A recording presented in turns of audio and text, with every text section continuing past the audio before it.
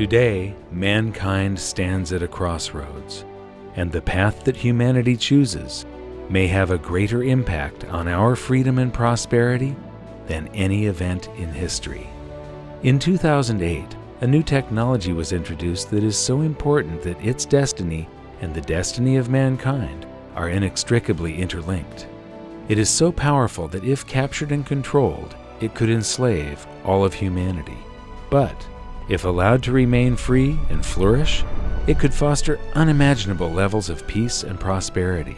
It has the power to replace all financial systems globally, to supplant 90% of Wall Street, and to provide some functions of government. It has no agenda. It's always fair and impartial. It cannot be manipulated, subverted, corrupted, or cheated. And it inverts the power structure and places control of one's destiny in the hands of the individual. In the future, when we look back at the 2.6 million year timeline of human development and the major turning points that led to modern civilization, the creation of farming, the domestication of animals, the invention of the wheel, the harnessing of electricity, and the splitting of the atom, the 60-year development of computers, the internet, and this new technology will be looked upon as a single event, a turning point that will change the course of human history. It's called Full Consensus Distributed Ledger Technology, and so far, its major use has been for cryptocurrencies such as Bitcoin, but its potential goes far, far beyond that.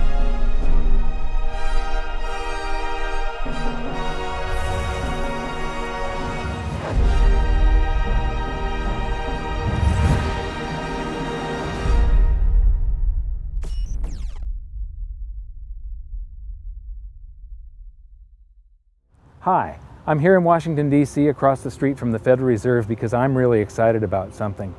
We could be on the verge of a paradigm shift in currency and trade that could put places like this, the Federal Reserve and other central banks, out of business. In our 4th episode of Hidden Secrets of Money, we called upon the viewers to join a discussion to develop a new world monetary system. And the people that put forth the most logical and compelling arguments were the cryptocurrency and Bitcoin people. So I'm here at a massive Bitcoin conference that has drawn experts from all over the world, and I'm going to be hanging out with them, asking a lot of questions, developing my own opinion. I'd like you to develop yours because this could be something that changes the world.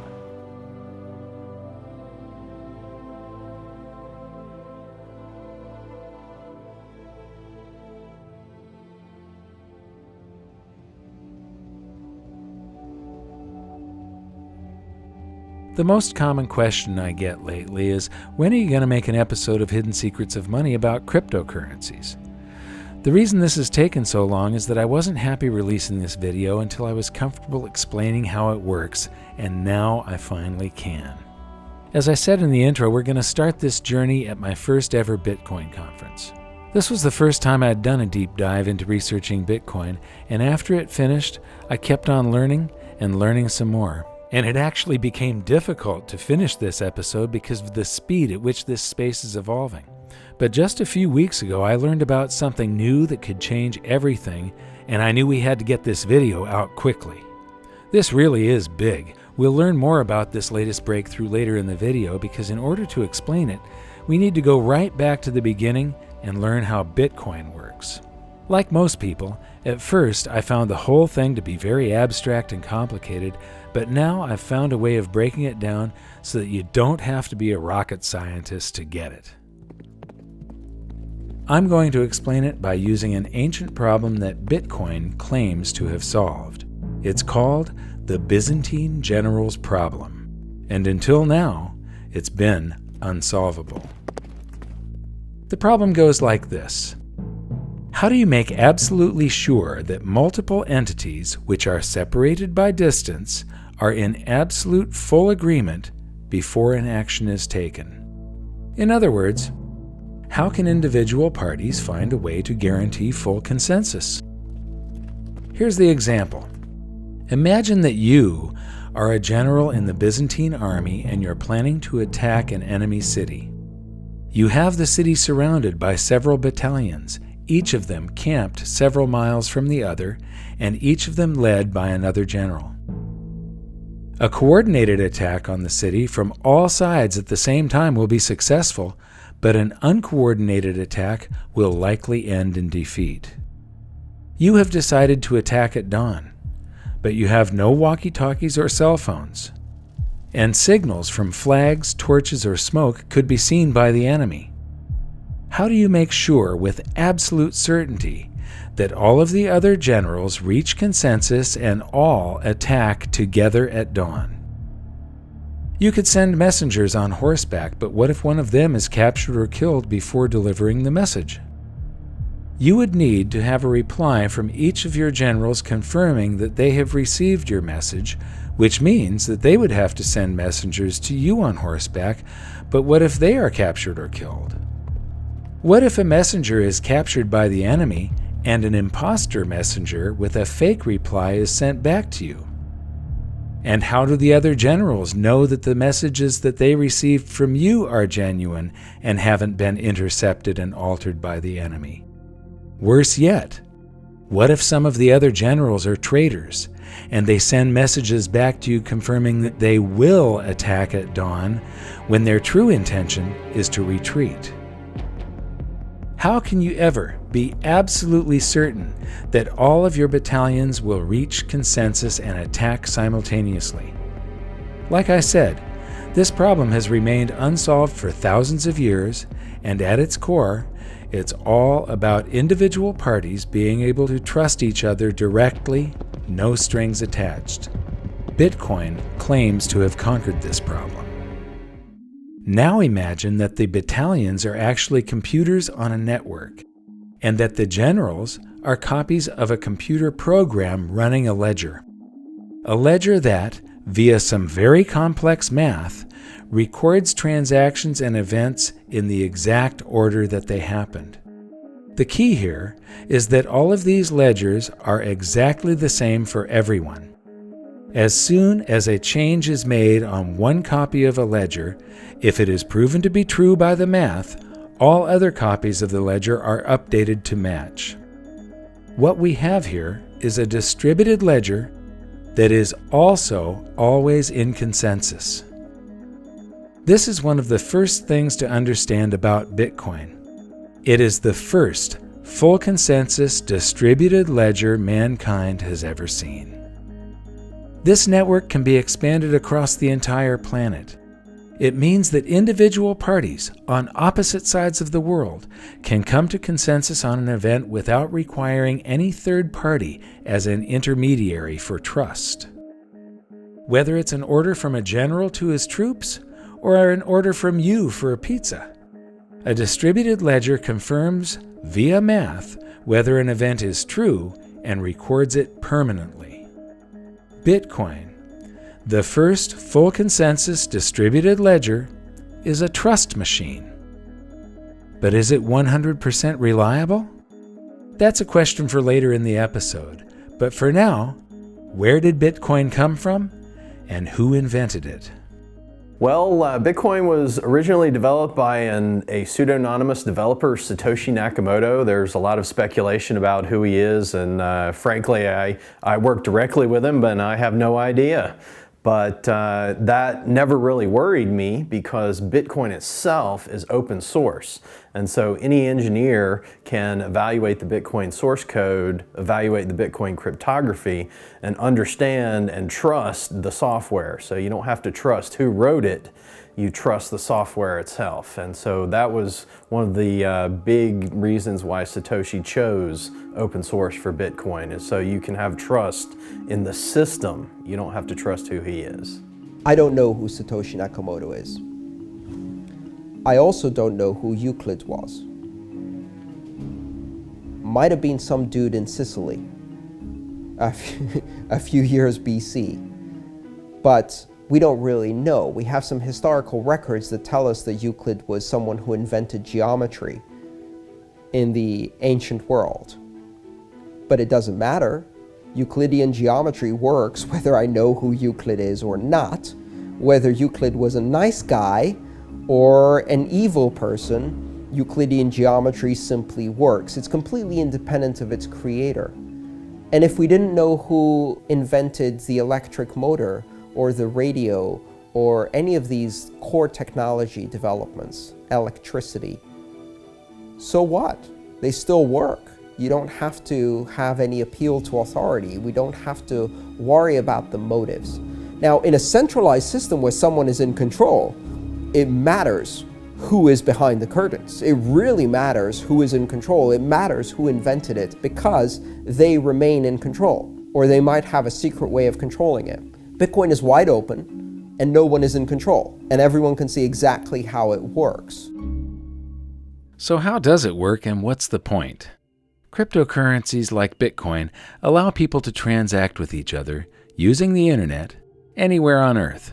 Instead of having an account number like a checking account or a credit card, cryptocurrencies are much more secure because they have a public key and a private key.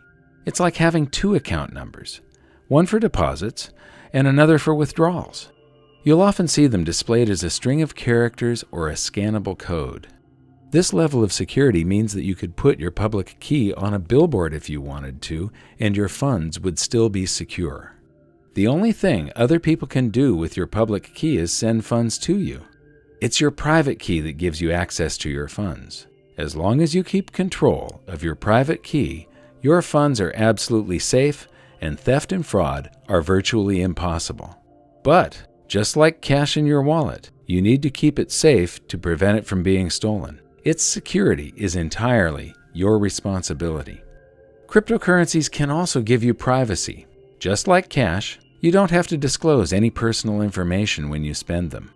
By contrast, a credit card has your name, account number, and expiration date. These act like a public key, but the equivalent of your private key, your signature and security code, are displayed in plain sight. This is just plain stupid. I've toured 5 national money museums, and while I was at one of them, I saw a group of young students on a school outing.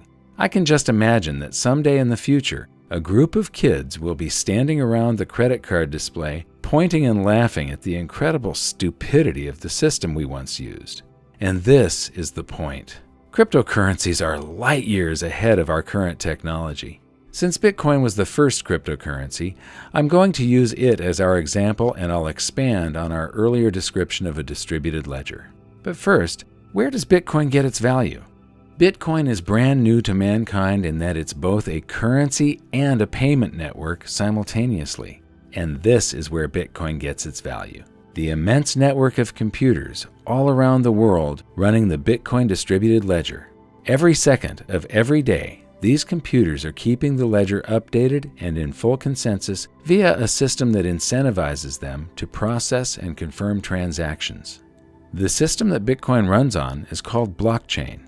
Think of it as a modern version of an old-fashioned bookkeeping ledger, but instead of a handwritten list of entries and calculations, a blockchain is a digital list of entries and calculations. A block is simply a bundle of transactions. Think of a block as a whole page of transactions in the old-fashioned ledger. A blockchain is just a chain of blocks. It's the same as a whole series of pages in the old-fashioned ledger. Easy, huh? Here's how it works. The Bitcoin blockchain actually exists in every one of the millions of computers on the network as exact copies of each other. However, for this example, so that we can zoom in and you can really see just how a blockchain works, I'm going to show it as one giant blockchain in the middle of a small network of computers. Let's follow a pizza transaction with Bitcoin. When the transaction occurs, it first appears on the network in a pool of unconfirmed transactions, along with thousands of others from all around the world. Millions of different computers from the network then gather some of these transactions and place them in their own blocks. The computers are all creating blocks constantly in the hope that theirs will be the next one added to the official chain. A new block is added to the chain every 10 minutes or so, when one of the computers wins the right to have its block recognized as the next in the chain and is rewarded with a prize of newly created bitcoins. The way a computer wins the prize is by trying to guess the answer to an extremely difficult math problem. In fact, the problem is so difficult that even with millions of computers, making guesses billions or even trillions of times per second, it still takes roughly 10 minutes to find the answer.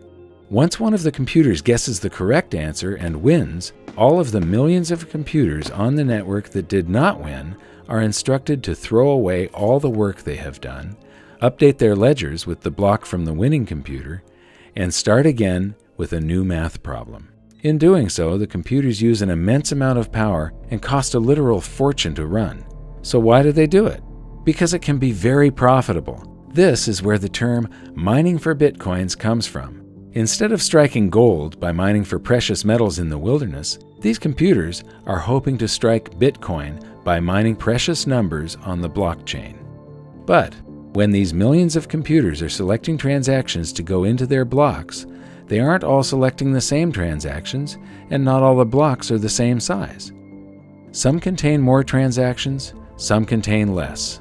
When blocks are thrown away, the transactions they contain go back into the pool of unconfirmed transactions. This means that the probability of a transaction being confirmed and staying in the order it was confirmed in is not absolute, but it becomes more of a certainty every 10 minutes as new blocks are added. In fact, for very large transactions, it's suggested that you wait for 6 or more blocks, about 60 minutes, to be absolutely certain that a payment is permanent. So why is it so slow? Why is your pizza cold before you own it? Interestingly, the system is slowed down on purpose, and here's why.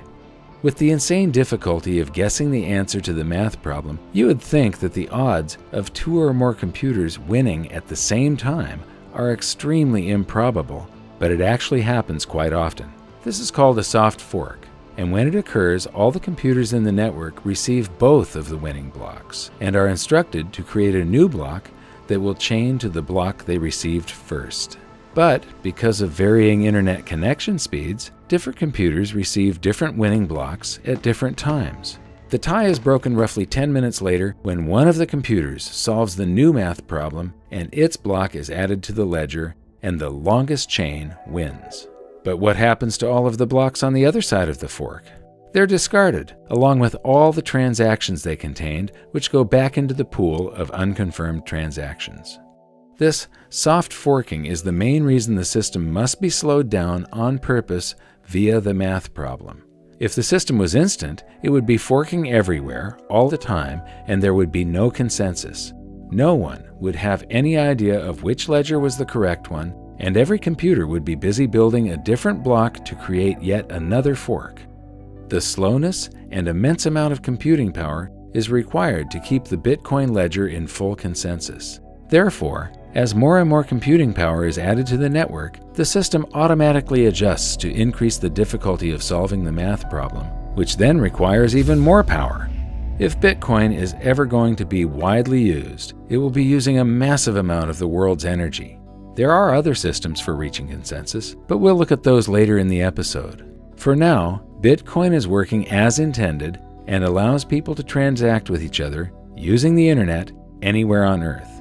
Bitcoin, it's the first full consensus distributed ledger that mankind has ever seen, but it's not the last.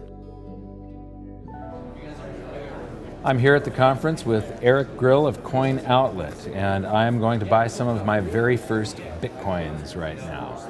And so Eric's going to show me how to do this. He's going to tell me this is a paper wallet. That's correct. So I can load this paper currency that's inside this little Ziploc here with Bitcoins. And so I'm going to take a $100 bill and hold that for a second. So, what am I supposed to do with this now? You'll scan your public address into the In QR there? code, yes. Okay. And pull it out when it beeps. Okay. Okay, it beeped. Awesome. It'll show your balance. And okay. Now you can deposit your money. And okay.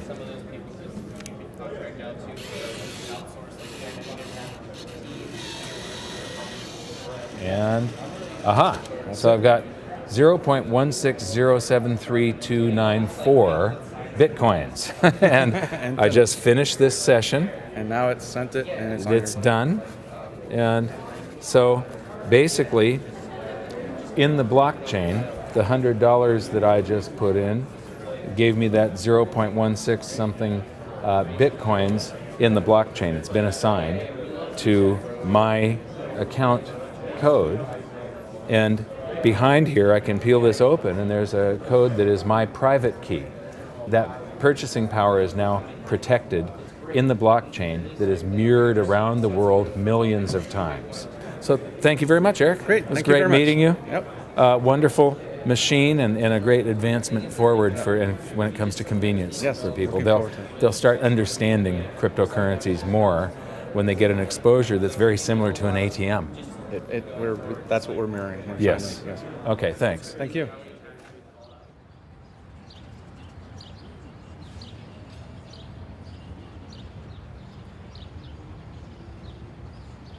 So I've spent a day at the conference now, and I wanted to come and sort of elaborate on some of the things that I've soaked up. And I came here to Washington Circle in Washington, D.C. Behind me is a statue of George Washington. A lot of people don't know this, but you know, the Revolutionary War was a war fought to free themselves from regulation, from government intrusion on their lives, from too much taxation. And the founding fathers were fighting for liberty and freedom. And at the end of the war, George Washington was in control of the armies of this continent and could have crowned himself emperor, but instead chose to resign his commission and retire to private life, giving us this gift of a free republic. One of the things that I'm getting from this conference is that a lot of them are worried about regulation. And so it's this same revolution being fought all over again. They're worried about regulation. They can't actually stop transactions with cryptocurrencies, but they could come and try and punish us afterwards and make it less likely to be used. And this is a tool that could free humanity. It's an amazing leap in technology, an amazing leap in the potential evolution of mankind. And so if this battle is lost and governments do succeed in trying to regulate the cryptocurrencies, it would be like losing the Revolutionary War. This stands for everything that the Founding Fathers stood for: the belief in freedom, liberty, and the individual choice and responsibility for your own actions.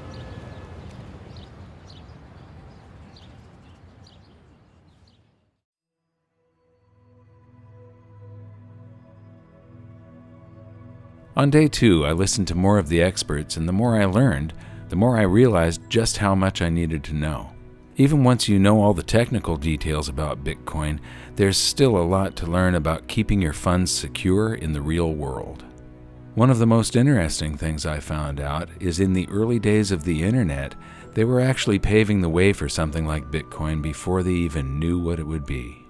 So when the first web browser was built, there was a 404 error, page not found, and there's also a 402 error, payment method not specified.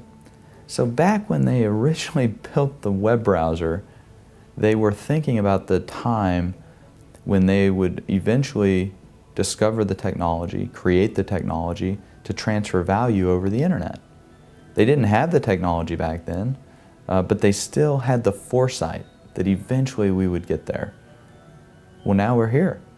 Bitcoin is a solution to that.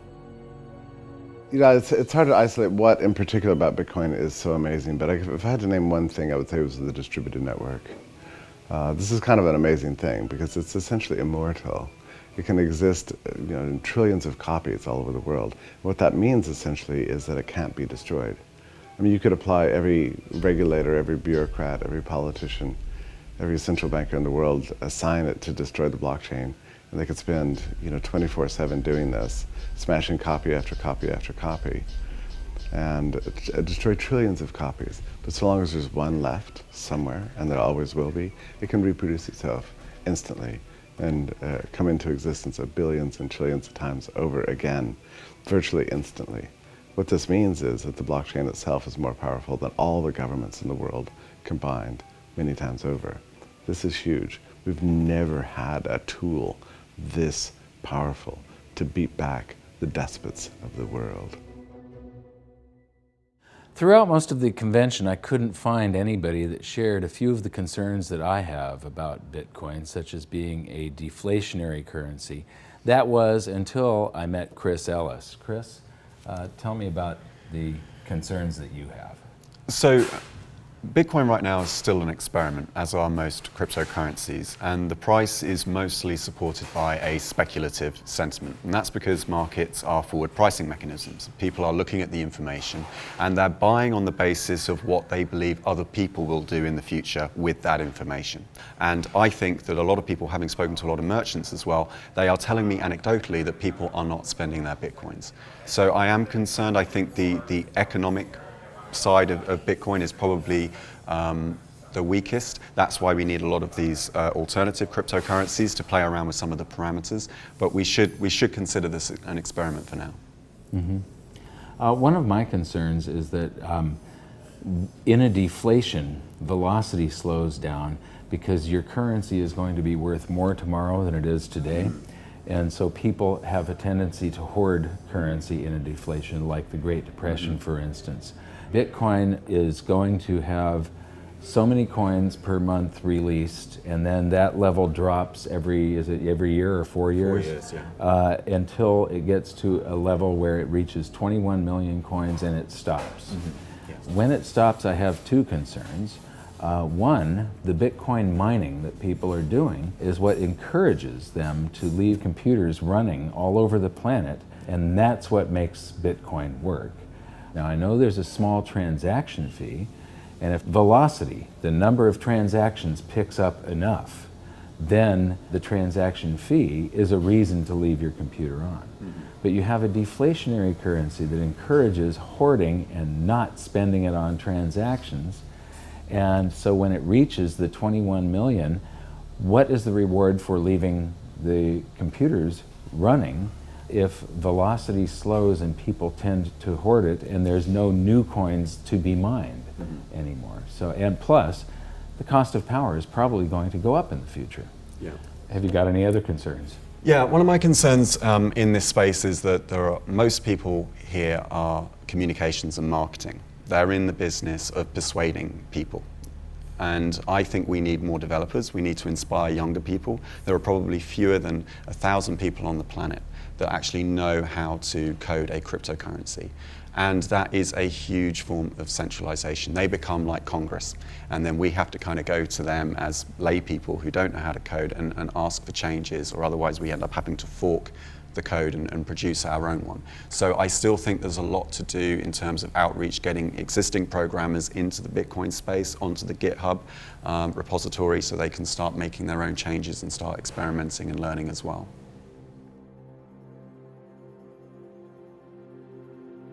So what have I learned in the past few days about Bitcoin and other cryptocurrencies?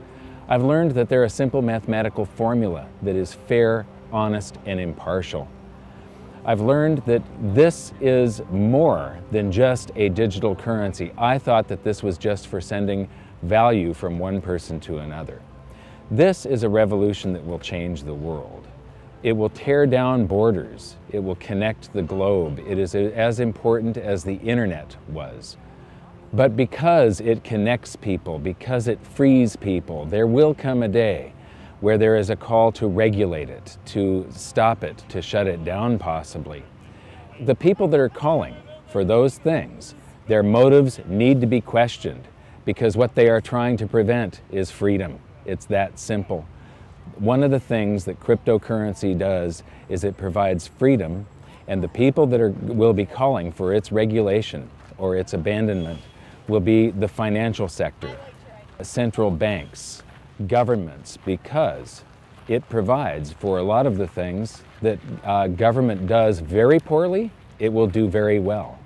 That the financial system currently does very poorly, it will do well. It's fair, honest, impartial, instant, and cannot be subverted. The only caveats are that Bitcoin has first mover advantage. It's the largest one, but it may not be the one that succeeds. It's an experiment at this point. But the important thing is that the genie is out of the bottle. Freedom is on its way to us right now. We can all support it, or we can let it languish. and I think that this cannot be stopped. So am I going to sell my gold and silver and convert it all to Bitcoin? Absolutely not. Bitcoin, as I said, is an experiment. There is a possibility that these things could go to zero before they're fully developed. There's a possibility of some sort of catastrophic failure. Right now, it has proved very robust and unhackable. You don't know what is going to happen in the future. So one thing to keep in mind, the Germans came up with the Enigma machine in World War II, and it was supposedly uncrackable, and then we broke the code. And then they added another dial to it to increase the complexity manyfold, and it was supposed to be uncrackable, and we cracked the code. So, Bitcoin has not been completely proven. It's got 5 years of existence now and robustness. This may be the answer to all of mankind's problems when it comes to a simple medium of exchange, but it's more than that. You can make these smart contracts that settle with a set of rules, so somebody doesn't get paid until all of the rules that you have established are fulfilled. You can create escrow with yourself, where there's a third party that has to sign off that a transaction has been completed before the payment goes through.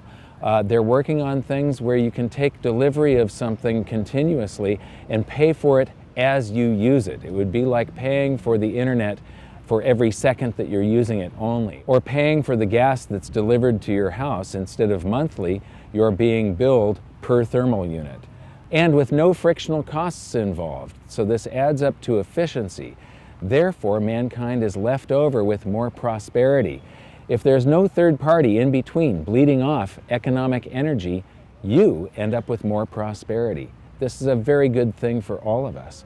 And because it is so fair and impartial, there's less of a need for the court system. There's less need for government and rules and regulation and people to enforce all of this stuff. In the future, there will be less need for Wall Street. That Wall Street does not realize it yet, but they are antiquated dinosaurs of the past about to go extinct. You can attach stocks and bonds and things such as that to cryptocurrencies, and companies could now do IPOs just on the internet. They do not need Wall Street anymore. They don't need a third party like Goldman Sachs or some other big brokerage house taking a cut. There's no need to worry about corruption because the code cannot be corrupted. I do know that I am going to be putting some of my capital into cryptocurrencies from now on and supporting this movement and helping to push the freedom of mankind forward. And here's something else. The reason that people buy Bitcoin is the same reason that people buy gold and silver. It's an alternative to all of the other currencies, the fiat currencies that are being printed into oblivion on this planet right now, and they eliminate the need for third-party trust. You don't have to trust somebody else with your Bitcoins, you only have to trust yourself. You don't have to trust somebody else with your gold and silver, you have to trust yourself. So the reasons are the same, and so I would encourage every precious metals investor to investigate Bitcoin and the other cryptocurrencies, and I would encourage every Bitcoin and cryptocurrency user and investor to investigate precious metals. I'm going to hold both. I look at the cryptocurrencies as a very speculative, volatile, and potentially risky play. I look at gold and silver just like savings. I see them as something that has never failed in 5,000 years. They are proven, and I see them as extremely undervalued compared to the morass of fiat currencies on this planet at this point. So when I came here, I expected to find nothing but a digital payment system. And what I found is a technology that can revolutionize the planet. If the founding fathers of America were standing here beside me, they would be fighting for this revolution.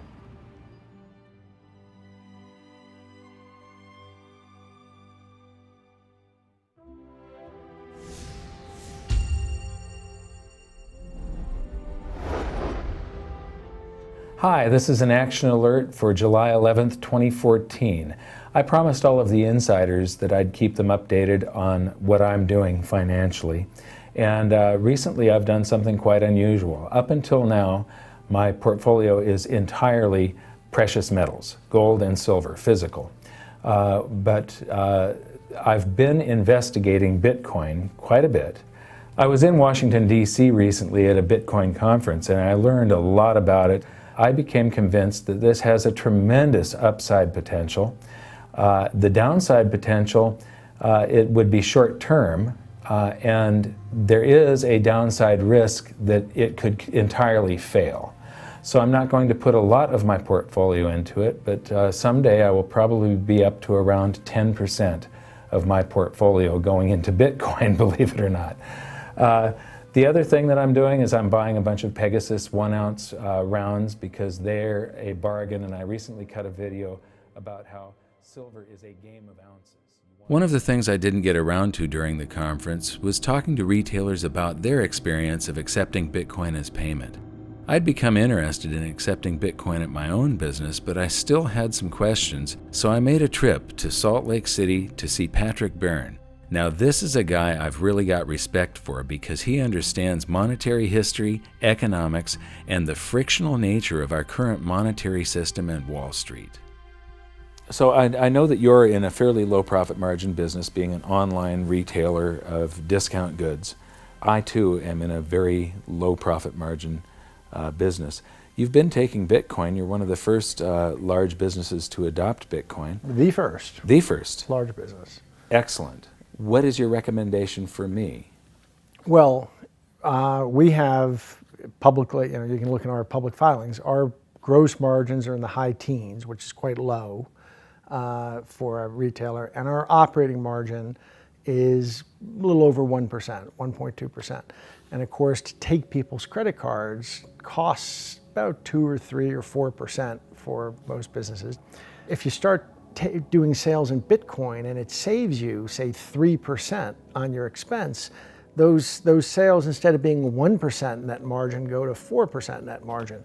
So it's really, especially if you're a tight margin business, it makes a lot of sense to accept Bitcoin and avoid those credit card processing fees. Those credit card companies and that part of the financial industry really has an amazing ability to sit on your the exchanges you're making with the public and extract. They're basically extracting the entire profit margin for themselves. And Bitcoin ends that. Cryptocurrency ends that. So it's a frictionless system. Frictionless system, but you can, the empire is going to strike back no matter what they're saying. I think the financial industry is quite sorry they didn't do more to put a stop to Bitcoin, kill it in its cradle. Now that it's getting some momentum, they're not able to. That's their entire business model, is to be in that position where they can extract rents through their monopoly or oligopoly. And Bitcoin ends that. So it's really an arrow right at the heart of their business model. If you don't trust the financial system anymore, there's basically 2 ways of checking out. You can buy gold, physical gold and silver, and get it somewhere safe where it can't be taken from you. And the other solution is to get into the crypto revolution.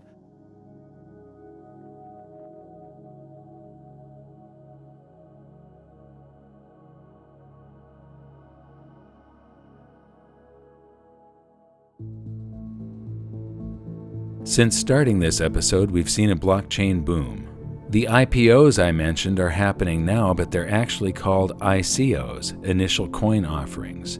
And the early nonchalance of the financial industry has been replaced by a race to develop their own blockchain payment systems. Because of its rate of growth, Bitcoin has been stressed to the limits. Where it was once fast and cheap, it is now slow and expensive. In fact, the issues Bitcoin has suffered from have led to political infighting, Bitcoin forking into multiple versions, and alternative cryptocurrencies gaining market share every day. Distributed ledger technology has caught fire, and there's a speculative mania occurring. While the speculation can't go on forever, one thing is for sure: blockchain is here to stay. Or is it? Last week I was in New York City for a meeting that we had scheduled that I thought was going to take a couple of days, and it ended up only taking a couple of hours. So with all the leftover time, I decided to go visit an old friend, Dimitri Kofinas. He used to have one of the best financial shows on television called Capital Account.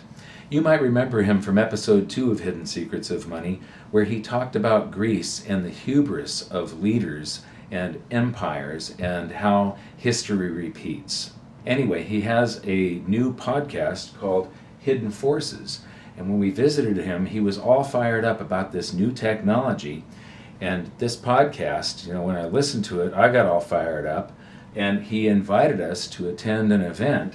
So we went home to Los Angeles. We were there for 2 days and right back to New York again. And to the event that he hosted about hashgraph technology, created by Lehman Baird, that is probably going to end up replacing blockchain technology. I mean, this is big. We went to the event, we listened to some of the people that are involved with this, and we were just absolutely blown away. So I'm going back to visit with Dimitri now and get his take on how the event went last night and where the future of this thing is going. Since the advent of Bitcoin, there have been many thousands of blockchain-based cryptocurrencies created, and now there are more of them being created every single day. So what's different about Hashgraph? Well, it isn't blockchain. It's totally different. In fact, the way it works is a real mind-bender and not very easy for me to explain, but I'm going to give it a try. Instead of a block in a blockchain, Hashgraph calls their packages of information events. Your computer takes a transaction like a payment, or anything else for that matter, such as an action in a video game, an offer to sell merchandise or even sell stocks or bonds, a bid on that item, a contract, or even a law. Pretty much any information or transaction you want to record, and it puts it in the event. For transmitting information quickly, Hashgraph uses a technology that has been the gold standard in computer science for decades. It's super fast, and it's called Gossip Protocol. Your computer randomly tells another computer in the network about the event you've created, and that computer responds by telling your computer about any events it heard about. Then that computer tells another computer about your event and the other events it heard about, and the computer it's talking to responds by telling all the events it knows about. It's absolutely the best, most efficient way to spread information, and it's exponentially fast. But here's the twist. Each time a computer tells another computer about an event, it also includes the information of the time it heard it and who it heard it from, and the time they heard it and who they heard it from, and so on and so on. It's called Gossip About Gossip, and it lets everyone know what everyone else knows and exactly when they knew it in just fractions of a second. The other major component is an even older technology, and it's the most robust, secure, and certain way of coming to absolute consensus. It's called voting protocol. But until now, it was so slow that nobody ever used it. And the twist that Hashgraph has given it is that there's no voting. Instead, because everyone already knows what everyone else knows, you can mathematically calculate with 100% certainty how they would vote.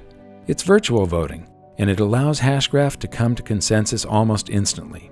So instead of recording things on a block and then adding it to the blockchain once every 10 minutes, Hashgraph events are added to the system instantly the moment they're created, so they don't have 10 minutes worth of information in them.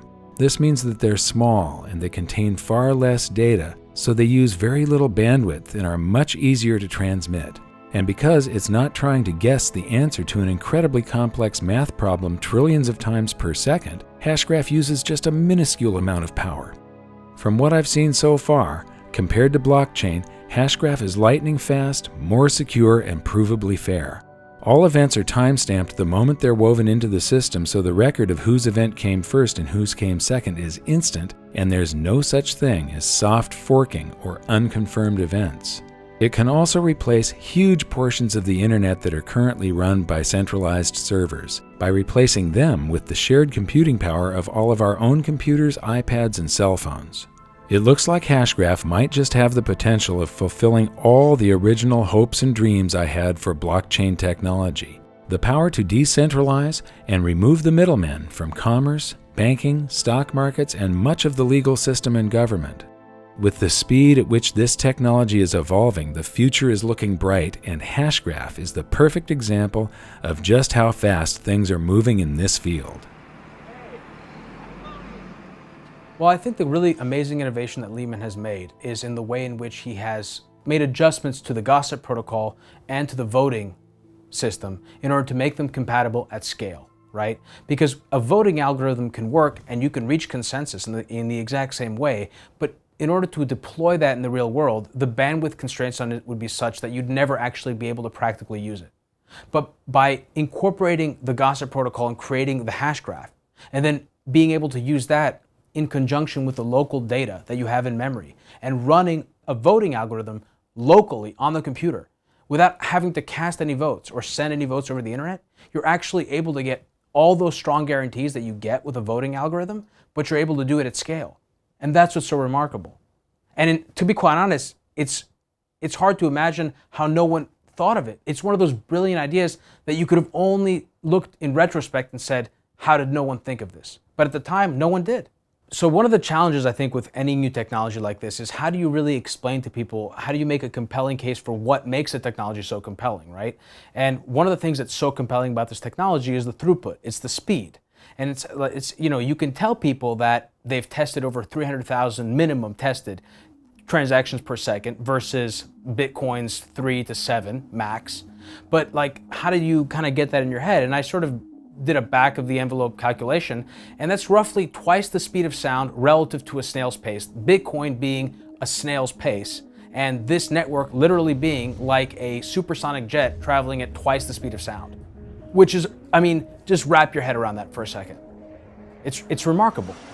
It's not even like within, so you can see the difference. It's tremendous. And understanding, of course, that the speed of the network, the reason why Bitcoin is so slow is because they have to make it slow. Because if it's not slow, it would fall apart. It would branch off everywhere. You would never have consensus.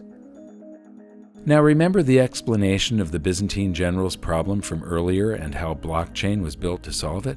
Here's something not many people know. Blockchain systems aren't technically Byzantine fault tolerant.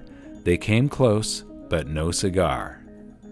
So I, like many people, assumed that blockchain was Byzantine fault tolerant. And in fact, I didn't fully appreciate what that even meant. I sort of just assumed it because I saw it as a sort of part of the larger picture of blockchain being very secure and not having been hacked. But in fact, it isn't Byzantine fault tolerant. And the reason why it's not Byzantine is because in order to be Byzantine, there has to come a point in time when you've reached consensus, you know you've reached consensus, and you know you'll never be wrong, and you're never going to change your mind.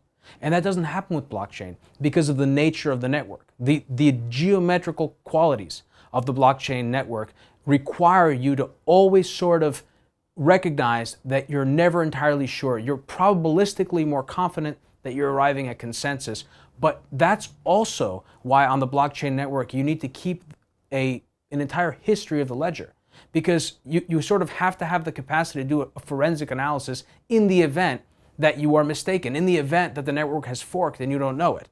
And so that's something that you don't have to do with Hashgraph, because with Hashgraph, you're coming to consensus every few seconds, and you can dump the entire history of the network's data and just keep rolling forward because you're absolutely sure that you reached consensus. And that's the difference. I think the major problem, the sort of the big deal in the blockchain community for years, ever since the community figured out that they could take this protocol that Bitcoin was built on and sort of extrapolate it and use it to build these distributed systems, this distributed architecture around storage and computation, et cetera, and building applications on top of it, is that there was a recognition that it had limitations. It had limitations at scale. And the community has been trying to figure out how to address that, while at the same time building apps on top of it.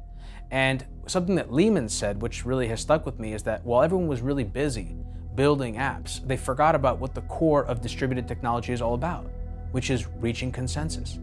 And what Hashgraph has done is it has revolutionized that process. We can agree about the things that we're communicating about at scale. And that's a revolution. It's the biggest revolution since the web. Right. And you were just following your heart to do it. That's the thing. It wasn't. Right.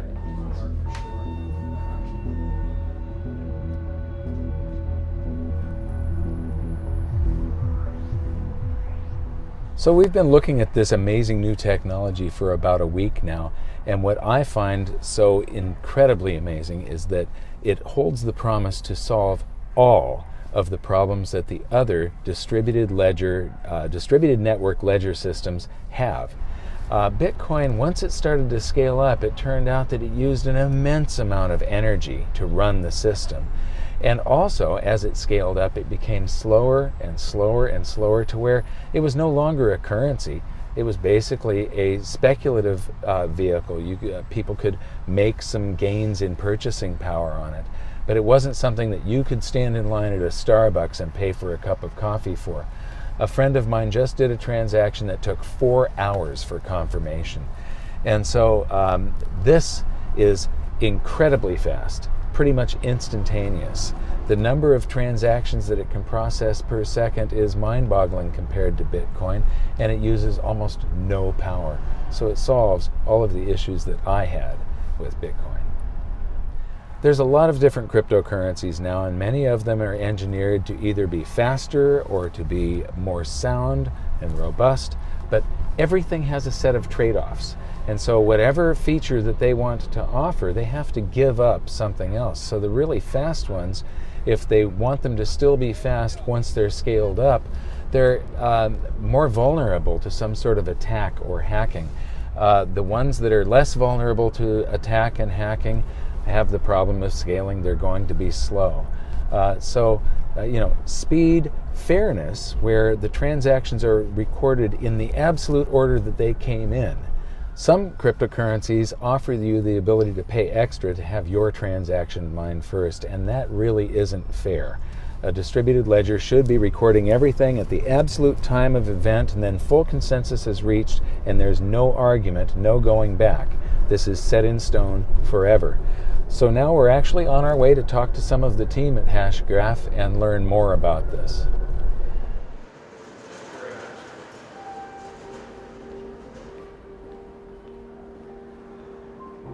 Have you ever seen New Jersey look so beautiful?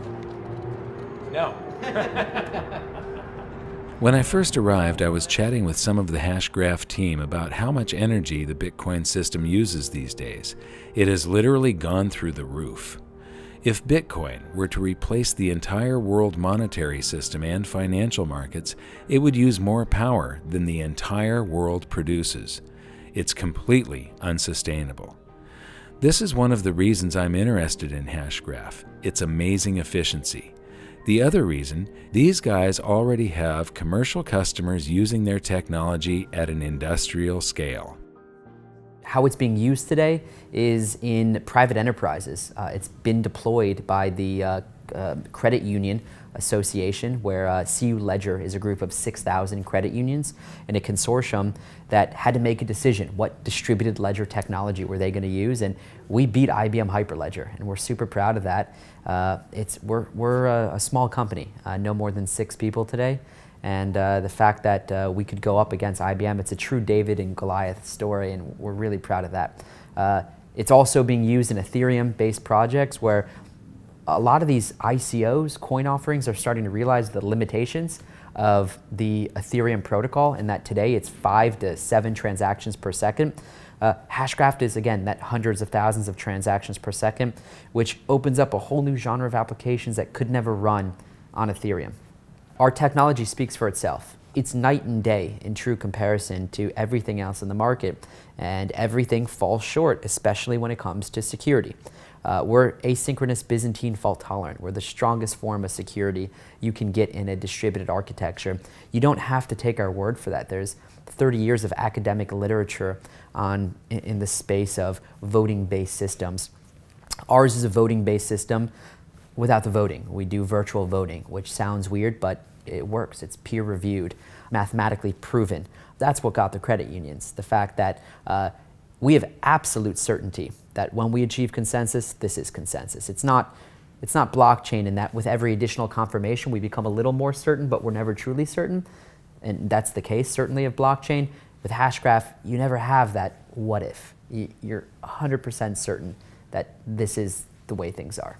This isn't theoretical. We're not talking about a white paper or some voodoo idea that is not practical, because the fact of the matter is this is a tech stack that you can go download today. It's been out for a while now. We took it to TechCrunch Disrupt to have developers and a hackathon out there build on it. We gave a $5,000 prize to a team that built the Hashgraph fair auction ledger.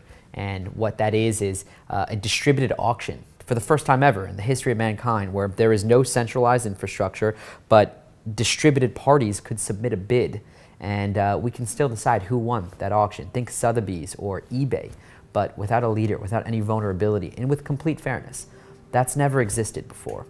Well, for me, the most exciting applications or potential applications for Hashgraph are in terms of Internet of Things, in terms of identity, and allowing us to be able to control our own identity instead of it being in the hands of corporations or other organizations.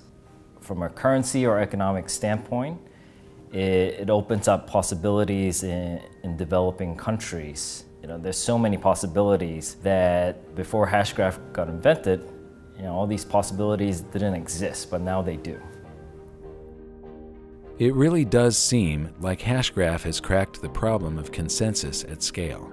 Once again, you can see the speed of evolution in this space right in front of your eyes, and like I said in Washington, D.C., it may not be Bitcoin that dominates this space, it may not be Ethereum, it may not be Hashgraph, but you need to understand how quickly this thing is moving. It's a very exciting time.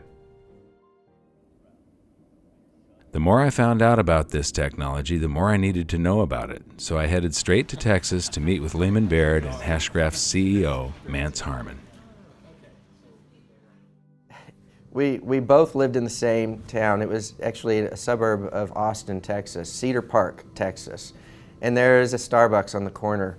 We would meet there after kids have gone to bed and would sit at this Starbucks until they would close, and very often until late in the evening after they've closed. We would often watch the people at Starbucks bag up all the trash and throw it over into the dumpster, and Lehman and I would be sitting there talking about the latest thought and the latest evolution of the Hashgraph. You know, what's the latest rabbit hole that Lehman was going down in terms of exploration of how to solve this problem.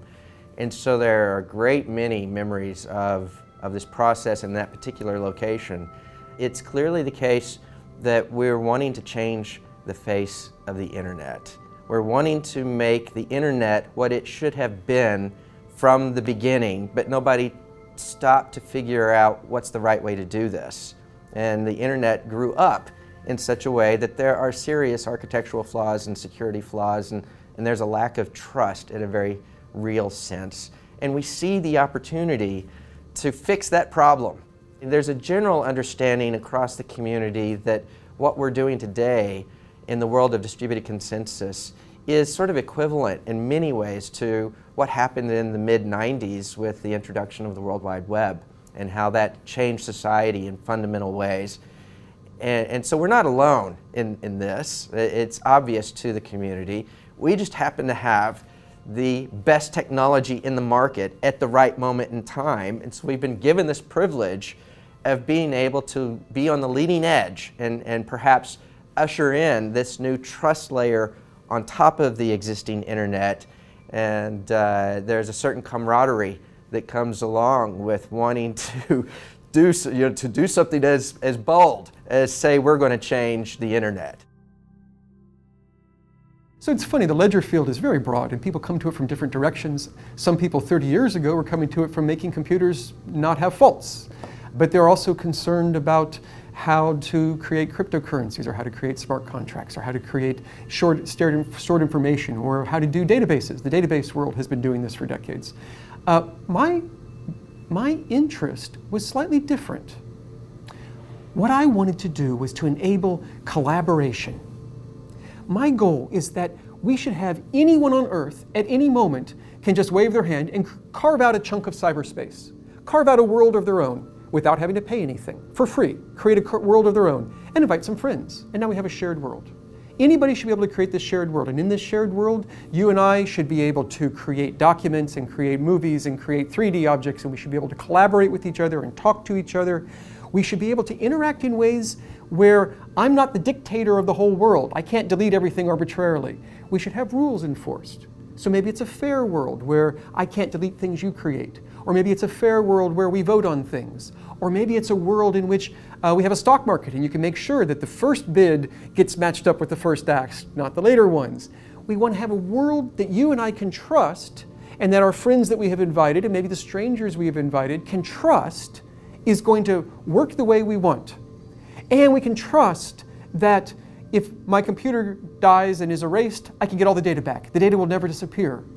But to do it totally for free, no server involved, just the computers of the people involved, with complete trust without having to trust any one person in any way, and be able to have this shared world that has the fairness and then the speed. I mean, I want to be able to play games in this world. So I want a ledger where I'm recording every single time a person moves or shoots or picks something up. You want to be able to do a game at, we're talking hundreds of thousands of transactions per second maybe. We want huge speed, and we want complete security. We want privacy. We want no one is spying on us. This isn't funded by advertisements. You want to spy on me so I have better advertisements. We want it just to be something that appears out of nothing, that's just living on our computers. And then, when we're able to have a shared world, we want to have multiple shared worlds that connect to each other. So maybe you and I and a few friends set up a little stock market just for ourselves to send things back and forth. The banks do this. They're called dark pools. It's like a little tiny stock market just for a few players that trust each other, sort of, but not entirely. I don't entirely trust you, and there have even been problems with dark pools where maybe banks are taking advantage of some of the information involved, and maybe one bank's hosting the server, but they can manipulate the timing a little bit, and we have to worry about this. I don't want that. I want a completely trustworthy stock market that maybe you and I and a few banks set up, but then I want to have a different stored world that maybe keeps track of a cryptocurrency, and I want them to be able to link so that that cryptocurrency is used to buy and sell our stocks. I want to be able to have a game world that links to a Wikipedia world, where it appears that pieces of Wikipedia are actually part of our world, and as they change in the Wikipedia world, they change in our world. You want to have shared worlds that are interlocking with each other, that allow shared trust even across these things.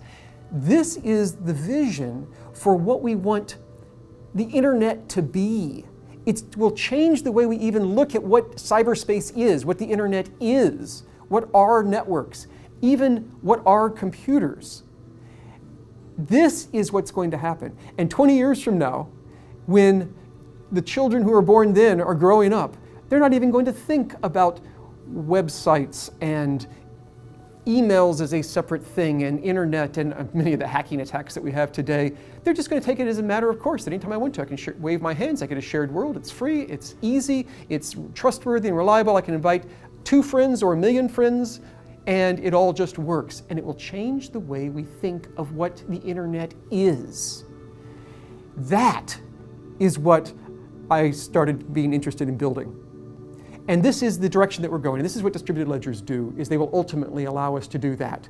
And there's a lot of rough edges. We have growing pains in distributed ledger technology today, but we'll get over the growing pains. We will get to a world that really is fast and secure and fair, and we will be able to then have this vision of shared worlds, big public ones, little private ones, everything connected. That was the idea. That was 5 years ago. So I like playing with math. So I kept playing around with how would you do it, and I convinced myself, yeah, it's impossible. You can't do that. There's no way that you can have really high throughput because, and also have all these security and fairness properties. You just can't do it. Because ultimately you end up having to tell everybody what you think and then tell people what other people thought, and then you can have millions or billions of extra votes and receipts on votes flowing around. It just doesn't work. So I was able to convince myself it's not possible. And I set it aside, and it would come back and haunt me, and it would keep nagging at me. And so I would pick it up again, and I would spend a couple of days going through it and going through the math and realizing, no, I was right. It really is impossible. You can't do that. And set it aside again. And this kept going for years. I have lots of math problems. Some I've been working on for decades. They just, for whatever reason, I don't know why, they just latch onto me, and I can't get away from them. And eventually, I said, wait a second. if we're all just talking to each other and you include a tiny bit of extra information, we could each end up with a complete history of exactly how we talked to each other in what order. But if I had that, I would know exactly how information flowed through our community. I would know what you know. I would know when you learned it. I would know what you know about what Alice knows, and what you know about what Alice knows about what Bob knows, and about when they learned it. I would know so much that I could take one of those huge, impractical, impossible, too slow voting algorithms and do it with no votes at all. I could just sit here and say, oh, I know how you would vote, so don't bother voting. Don't tell me your vote, I know it. I'll just pretend that you voted, and I'll just pretend, and I'll just get to the conclusion. And so all we do is we just talk the way we would talk anyway to send out our transactions. We had a tiny bit of information, and it gives us this entire history. The history is called a hash graph. You just get this entire hash graph that lets you see such incredible amounts of information about who knows what when, that then you get consensus for free. But that's where we're going, and we're at the very early stages. I mean, the planet is at the early stages of what ledgers can do. And I think whatever you think that ledgers might be able to do, they can do that, but they can also do more. And we are just as a species beginning to learn what the final limits are. And we're pushing as fast as we can along that path. And so this is the gateway to the next net. This is it. This is the next net. Technically, the geeks will always know, well, there's multiple layers, and the internet's still down there at the bottom, just like it always has been. But for the users, what they think of when they think in their mind of what the net is changing. And that's what's going to be different. At a low energy cost. Let's talk about energy costs. You can run this on your cell phone, am I correct? The Yes. processor in a cell phone Absolutely. is enough to actually run Absolutely. Hashgraph. Absolutely. So there are systems that would require you to buy a supercomputer. It's called a mining rig. It's a big box full of specially built chips that don't do anything useful for humanity. They just mine, which means they solve math problems that have no inherent use. The purpose of them is to slow down the network. This isn't sound good, just on the face of it. I'm going to spend a lot of money on a supercomputer, and then I'm going to use a lot of electricity to run my supercomputer, and the whole point of the supercomputer is to slow down the network. But that's what it is. And so proof of work systems work that way. Proof of work is really exciting because it was the first to show us all the possibilities of ledgers. But it's the first generation. We clearly need to move beyond that, and we will, I think, over time. So with Hashgraph, yeah, you could run a full node on your cell phone. You've accomplished something, a tool that is extremely powerful. What are your hopes and dreams? My hope and dream is that this pushes us forward along this path to an internet of shared worlds like we've been talking about, where anybody can collaborate with anybody, and the data is stored. You don't have to pay for a server to hold it. It is secure, it is private, where you have the rules enforced. We could set up an organization and trust that elections aren't being rigged because the rules are enforced and you don't have to trust any one person. We could have money and trust that no one's going to inflate the money supply because the rules are enforced and it is guaranteed. We could store the deed to your house, and at any given moment I could know that we're all seeing the same answer as to who owns it, so that you can't sell it to one person and also sell it to someone else at the same time. You'll get caught because it's a publicly visible thing that everyone knows that everyone else is seeing the same thing. I envision a world where the whole internet works this way, where we all know that we can all see the same thing and that rules are enforced, that we have collaboration. And to do that, we need speed, we need security, we need fairness, and my goal is that what we're doing pushes us along that path, because that's the goal that we need to get to, where the nature of the internet itself is different, because it has a trust layer. So this has been my 3-year journey of discovery from Bitcoin to Hashgraph and all the promise that they contain. Now, when we make a documentary like this, you shoot hours and hours and hours of film, and you have to decide what to put in and what to leave out. Many of these guests we interviewed for somewhere between a half an hour to more than 2 hours. And they said amazing things and stuff that you really do want to learn. And so we're going to make all of this available as bonus footage on hiddensecretsofmoney.com. And so go there if you're interested in any of this, but especially Hashgraph. You know, we wanted to take you on this journey of discovery to show you these stepping stones along the way. And my hopes and dreams when I first started on this journey was that Bitcoin was going to be the technology that was going to help free the world to make a fairer, more prosperous, freer planet for all of us by helping to change the monetary system. And it has. Bitcoin is extremely important. It's like the very first automobile. It's like the discovery of electricity. It's like figuring out how to harness fire. It's a very, very important technology, but no man can design something that is supposed to be a free market interaction and predict all of the unintended consequences. And what Satoshi Nakamoto has done here is beautiful, except when he did it, figuring out how to incentivize people, he over-incentivized the mining area. And what has happened to Bitcoin is it has become this behemoth that is no longer the promise of a currency. It's not going to replace the world monetary system or the financial markets. Nobody is actually using it for transactions. They're using it as a speculation now. And so it isn't living up to the original promise of what Bitcoin was supposed to be. Hashgraph might. We have yet to see. Right now, none of the blockchain technologies that I know of can run markets where it's got to be absolutely instant and absolutely fair. Hashgraph can provide these things. You know, the people on Wall Street were sort of like dinosaurs looking up at an asteroid and not realizing what was coming. Suddenly, everybody in the financial sector is scrambling to try and figure out how they can get a cut of this. And one of the things a lot of the Wall Street people don't realize yet is that a lot of them are already obsolete. Now, Hashgraph, because it's patented, there's no token that you can buy right now. It's a platform.